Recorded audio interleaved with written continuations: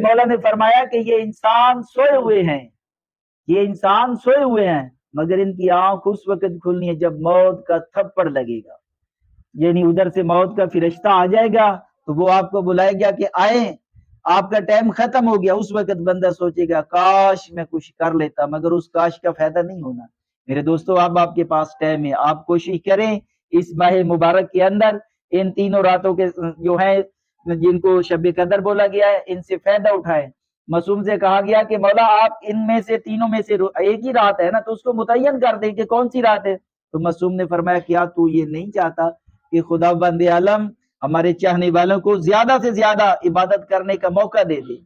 تو میرے دوستو اسی لیے ان کو اشتباہ میں رکھا گیا، یعنی اس کو معین نہیں کیا گیا۔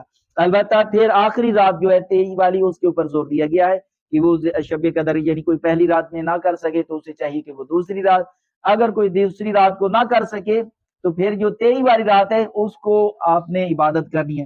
تو میں آپ کو بتا دیتا ہوں کہ کیا کیا یعنی آپ نے کرنا۔ سب سے پہلے نماز مغرب سے پہلے آپ نے غسل کرنا۔ یہ ایسے اعمال آپ کو بتا رہا ہوں جو کہ آپ نے تینوں راتوں میں کرنے ہیں۔ کچھ اعمال ہیں مشترکہ جو کہ تینوں راتوں میں کرتے ہیں، کچھ ہیں مختص یعنی جو ہر رات میں آپ نے الگ الگ کرنے ہیں۔ تو مشترکہ جو عمل ہے وہ سب سے پہلے کیا ہے، آپ نے غسل کرنا ہے، اور دوسرا جو عمل ہے آپ نے 2 رکعت نماز پڑھنی ہے، اور ہر رکعت میں سورہ الحمد کے بعد 7 مرتبہ سورہ توحید کی تلاوت کرنی ہے، یعنی قل هو اللہ کی تلاوت کرنی، پہلی رکعت میں بھی الحمد کے بعد اور دوسری رکعت میں۔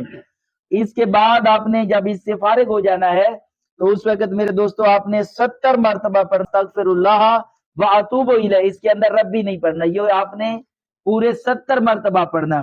اس کے بعد ایک قرآن کریم کا عمل ہے کہ قرآن کو آپ نے سر پہ رکھنا ہے اور دعا مانگنی ہے۔ پہلے اس کو کھول کے رکھنا ہوتا ہے، پھر سر پہ رکھنا ہوتا ہے، پھر ہمارے آخر میں ائمہ علیہ السلام کے نام ہوتے ہیں، یعنی وہ ایک چھوٹا سا عمل ہے جو جہاں جہاں پہ آپ عمل کریں گے وہاں پہ وہ آپ کو بتایا جائے گا۔ ویسے آج کل تو بڑی سہولیات ہے، نیٹ کے اوپر سب کچھ جتنے اعمال ہوتے ہیں وہ آپ کو بھیج دیتے ہیں کہ اگر آپ مسجد میں نہیں پہنچ سکتے تو آپ گھر میں بیٹھ کے کر سکتے ہیں۔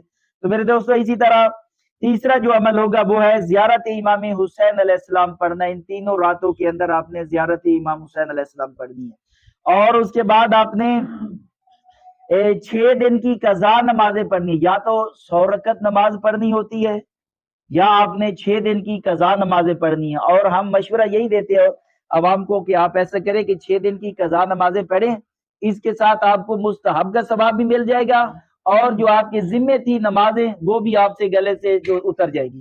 تو میرے دوستو آپ کو بھی چاہیے کہ آپ بھی اسی طرح کرنا، اس رات کو جاگنا، اللہ تعالیٰ کی عبادت کرنا۔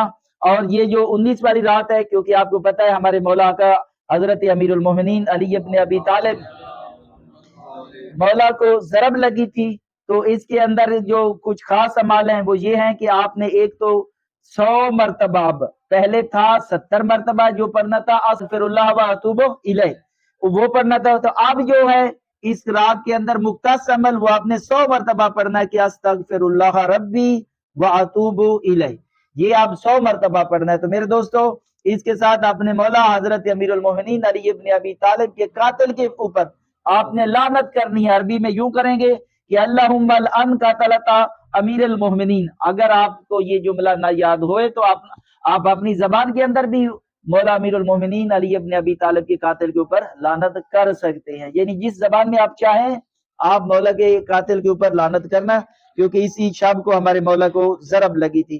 اور دعائے جوشن کبیر، اس کا حکم ہے کہ یہ تینوں راتوں میں پڑھی جائے، اس کے بھی بڑے فائدے ہیں، لمبی دعا ہے مگر ان کو پڑھنا چاہیے۔ تو میرے دوستو آپ کو چاہیے کہ ان تینوں راتوں میں آپ فائدہ اٹھائیں۔ اگر آپ نے یقیناً فائدہ اٹھا لیا تو آپ کی 82 سال کی عبادت کا بجٹ وہ آپ اکٹھا کر لیں گے، کیونکہ اللہ کے رسول نے جو بتایا کہ 1000 مہینوں سے بہتر ہے، تو اگر وہ حساب لگایا جائے تو وہ تقریباً اتنا بنتا ہے۔